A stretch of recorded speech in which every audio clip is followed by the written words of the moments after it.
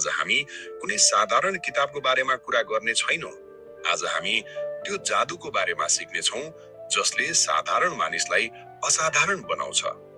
David जे स्वार्ट्सको विश्व प्रसिद्ध किताब द म्याजिक अफ थिंकिङ बिगको गहिराईमा डुबुल्की लाउँ र सिकौं आफ्नो सोचलाई कसरी यति विशाल बनाउने कि तपाईको जीवन आफै विशाल बन्न बाध्य होस्।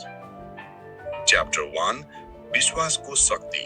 तपाई जति सोच्नुहुन्छ त्यति नै बन्नुहुन्छ। कल्पना गर्नुस् तपाईको दिमाग एउटा थर्मोस्ट्याट जस्तै हो। तपाईले त्यसलाई जति डिग्रीमा सेट गर्नुहुन्छ तपाईको कोठाको तापक्रम त्यति नै हुन्छ। सफलताको थर्मोस्ट्याट हो विश्वास। डेभिड स्वार्ट्स भन्छन् सफलताको पहिलो र सबैभन्दा महत्त्वपूर्ण नियम हो आफूमाथि विश्वास गर्नुहोस्। यो कुनै मोटिभेशनल गफ मात्र होइन, यो एउटा मनोवैज्ञानिक सत्य हो। उदाहरणको लागि काठमाडौँमा 2 जना युवा छन्। दुवैजना एउटा सानो आईटी स्टार्टअप खोल्ने सपना देख्छन्। पहिलो युवा सोच्छ नेपालमा कहाँ सम्भव छ र, कम्पिटिसन यति धेरै छ, लगानी छैन, म सायद सक्दिन होला। उसको दिमागले के गर्छ, उसले सयौं कारणहरू खोज्छ जसले यो प्रमाणित गरोस् कि ऊ किन सक्दैन। तर दोस्रो युवा सोच्छ यो गाह्रो छ तर असम्भव छैन, म बाटो खोज्छु, म सफल हुनेछु। अब उसको दिमागले के गर्छ, उसले समाधानहरू खोज्न थाल्छ। उसले लगानीकर्ताहरू खोज्छ, नयाँ आइडियामा काम गर्छ र हरेक चुनौतीलाई अवसरको रूपमा हेर्छ। अब तपाई भन्नुस् कसको सफल हुने सम्भावना बढी छ? जब तपाई मनैदेखि विश्वास गर्नुहुन्छ कि म यो गर्न सक्छु, तपाईको दिमागले कसरी गर्ने भन्ने प्रश्नको उत्तर आफै खोज्न थाल्छ। तपाईको विश्वासले तपाईको क्रिएटिभिटी, ऊर्जा र शक्तिलाई अनलक गरिदिन्छ। त्यसैले आजै आफ्नो सफलताको थर्मोस्ट्याटलाई माथि सेट गर्नुहोस्। सानो होइन, ठूलो विश्वास गर्नुहोस्। तर तपाई सोच्दै हुनुहुन्छ विश्वास गर्न त चाहन्छु तर मनमा 100 थरी बहाना आइहाल्छ नि।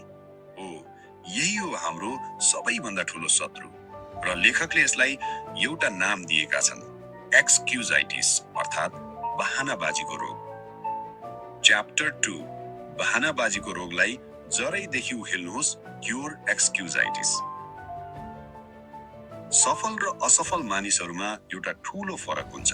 असफल मानिसहरूसँग सधैँ एउटा चीज हुन्छ, एकदमै राम्रो र तर्कसंगत सुनिने बहाना। लेखकले भन्छन् यो एउटा रोग हो र यसको उपचार सम्भव छ। पहिलो बहाना, मेरो स्वास्थ्य राम्रो छैन। हामी कति पटक भन्छौं आज टाउको दुखेको छ, मलाई अलि सन्चो छैन, भोलि गर्छु। तर संसारका कतिपय महान व्यक्तिहरू शारीरिक चुनौतीका बावजुद सफल भए। स्टिफेन हकिङले आफ्नो शरीर चल्न नसक्ने अवस्थामा पनि ब्रह्माण्डको रहस्य खोजे। बहाना नबनाउनुहोस्, आफ्नो ऊर्जालाई काममा लगाउनुहोस्। दोस्रो बहाना, मसँग तपाईहरू जस्तो दिमाग छैन, म त्यति बाटो छैन, मलाई गणित आउँदैन। याद राख्नुस्, सफलताका लागि तपाई जिनियस हुनु पर्दैन। तपाईको ज्ञान भन्दा तपाईको सोच र निरन्तरता बढी महत्त्वपूर्ण छ। लेखकले भन्छन् तपाईको एटिट्युड अर्थात् दृष्टिकोण तपाईको एप्टिट्युड भन्दा 100 गुणा महत्त्वपूर्ण छ। तेस्रो बहाना, मेरो उमेर धेरै भयो वा निकै कम भयो। कतिपय युवा सोच्छन् मसँग अनुभव छैन। कति पाका मानिसहरू सोच्छन् अब मेरो समय गइसक्यो। तर केएफसी का संस्थापक कर्नल स्यान्डर्सले 65 वर्षको उमेरमा आफ्नो व्यवसाय सुरु गरेका थिए। मार्क जकरबर्गले 19 वर्षको उमेरमा फेसबुक बनाए। उमेर एउटा नम्बर मात्र हो, बहाना होइन। र चौथो र सबैभन्दा खतरनाक बहाना, मेरो भाग्य नै खराब छ, मैले जे गर्छु उल्टो हुन्छ, मेरो त सोर्स फोर्स पनि छैन। जब तपाई भाग्यलाई दोष दिनुहुन्छ, तपाई आफ्नो जीवनको नियन्त्रण अरू कसैको हातमा सुम्पिनुहुन्छ। सफल मानिसहरू भाग्यको पर्खाइमा बस्दिनन्, उनीहरू आफ्नो कर्मले आफ्नै भाग्य बनाउँछन्। आजै आफ्नो सबैभन्दा ठूलो बहानालाई चिन्नुहोस् र त्यसलाई कामले जवाफ दिनुहोस्। च्याप्टर 3 डरलाई कसरी जित्ने र आत्मविश्वास कसरी निर्माण गर्ने। आत्मविश्वास कुनै जन्मजात गुण होइन, यो एउटा सिप हो जसलाई सिक्न सकिन्छ। तर आत्मविश्वासको सबैभन्दा ठूलो दुश्मन हो डर। अरूले के भन्लान् भन्ने डर, असफल हुने डर, नयाँ कुरा प्रयास गर्ने डर। यो किताबले डरलाई जित्ने एउटा अचूक उपाय सिकाउँछ। Action cures fear. कर्मले डरलाई मार्छ। तपाईलाई कुनै सार्वजनिक स्थानमा बोल्न डर लाग्छ? गएर बोल्नुहोस्। पहिलो पटक गाह्रो होला, दोस्रो पटक अलि सजिलो र 10औं पटकसम्ममा तपाईको डर हराइसक्छ। तपाईलाई नयाँ व्यवसाय सुरु गर्न डर लाग्छ? पहिलो सानो कदम चाल्नुहोस्। एउटा बिजनेस प्लान बनाउनुहोस्। बजार बारे रिसर्च गर्नुहोस्। कल्पना गर्नुहोस्, डर एउटा अँध्यारो कोठा हो र तपाईको कर्म, एक्सन त्यो कोठाको बत्तीको स्विच हो। जबसम्म तपाई स्विच अन गर्नुहुन्न, अँध्यारो हट्दैन। हामी सोच्छौं पहिले डर हटोस् अनि म काम सुरु गर्छु। तर नियम उल्टो छ। पहिले काम सुरु गर्नुहोस्, डर आफै भाग्छ। आत्मविश्वास बढाउने व्यावहारिक तरिकाहरू। अगाडिको सिटमा बस्नुहोस्। मिटिङ होस् वा कक्षा, पछाडि लुक्ने प्रयास नगर्नुहोस्। अगाडि बस्दा तपाई बढी देखिनुहुन्छ र यसले तपाईको आत्मविश्वास बढाउँछ। आँखामा आँखा जोडाएर कुरा गर्नुहोस्। यसले तपाई इमानदार र आत्मविश्वासी हुनुहुन्छ भन्ने संकेत दिन्छ। छिटो हिँड्नुहोस्। आफ्नो हिँडाइको गतिलाई 25% बढाउनुहोस्। तपाईको शारीरिक हावभावले तपाईको मानसिकतामा सीधा असर पार्छ। बोल्नुहोस्, आफ्नो विचार राख्नुहोस्। मिटिङ वा छलफलमा चुप लागेर नबस्नुहोस्। आफ्नो विचार राख्ने बानी बसाल्नुहोस्। याद राख्नुहोस्, तपाईले आफूलाई जस्तो व्यवहार गर्नुहुन्छ, संसारले पनि तपाईलाई त्यस्तै व्यवहार गर्छ। ल, हामीले विश्वास पनि गर्यौं, बहाना पनि हटायौं र डरलाई जित्न कर्म पनि गर्यौं। तर अब प्रश्न आउँछ, कसरी ठूलो सोच्ने? हाम्रो दिमागलाई सानो सोचबाट ठूलो सोचतर्फ कसरी मोड्ने? च्याप्टर 4, कसरी ठूलो र रचनात्मक रूपमा सोच्ने? तपाईको दिमाग एउटा आइडिया फ्याक्ट्री हो, तर धेरै जसो समय हामी यसलाई नकारात्मक र ससाना कुराहरूले भरेर राखेका हुन्छौं। ठूलो सोच्नको लागि तपाईले आफ्नो दिमागलाई ठूला प्रश्नहरू सोध्नुपर्छ। यो काम किन हुँदैन भनेर सोच्नुको सट्टा आफैलाई सोध्नुहोस्, यो कामलाई कसरी सफल बनाउन सकिन्छ? मसँग पैसा छैन भन्नुको सट्टा सोध्नुहोस्, मैले पैसा कहाँबाट जुटाउन सक्छु? जब तपाई कसरी भन्ने प्रश्न सोध्न थाल्नुहुन्छ, तपाईको दिमागले समाधान खोज्न थाल्छ। यो एउटा अभ्यास हो। रचनात्मक सोचका 3 उपाय। नयाँ कुराहरूमा खुला हुनुहोस्। सधैं एउटै बाटो नहिड्नुहोस्। नयाँ बाटो प्रयोग गर्नुहोस्। नयाँ मानिसहरूलाई भेट्नुहोस्। नयाँ किताबहरू पढ्नुहोस्। सुन्नुहोस्। सफल मानिसहरू बोल्नु भन्दा बढी सुन्छन्।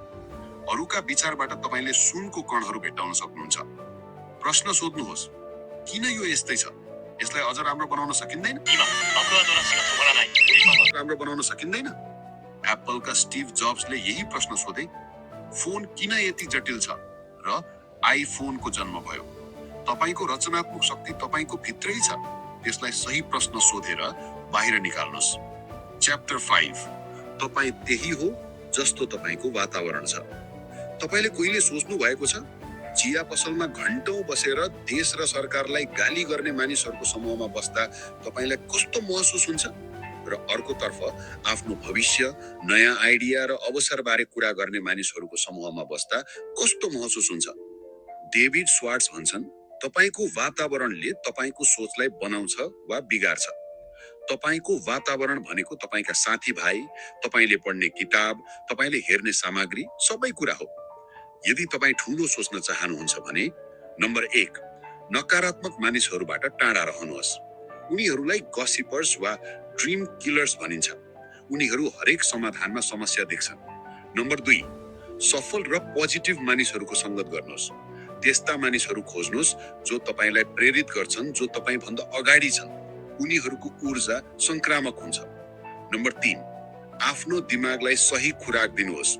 राम्रा किताबहरू पढ्नुहोस्। यस्तै प्रेरणादायी भिडियोहरू हेर्नुहोस्। तपाईले जे उपभोग गर्नुहुन्छ, तपाई त्यस्तै बन्नुहुन्छ। आफ्नो वातावरणलाई जानी जानी छान्नुहोस्, किनभने तपाईको सफलताको आधा लडाई त्यहीबाट सुरु हुन्छ।